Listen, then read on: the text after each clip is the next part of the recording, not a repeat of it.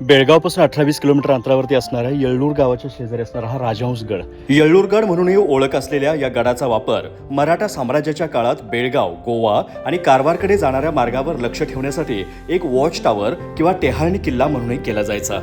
या किल्ल्याची थोडक्यात माहिती आपण पुढे पाहणारच आहोत, पण त्याआधी संपूर्णपणे कर्नाटकात असूनही पूर्ण कन्नड भाषेने वेढलेलं असूनही अस्सल मराठीपणा आणि मराठी बाणा जपलेल्या या येळ्ळूर गावाला दाद दिली पाहिजे.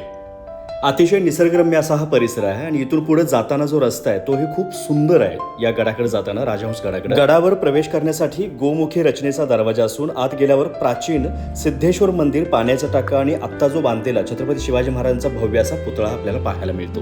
समुद्र सपाटीपासून सुमारे 2500 फूट उंचीवर असलेल्या या किल्ल्याची मूळ बांधणी 12व्या शतकात रट्ट घराण्यातील राजांनी केली होती.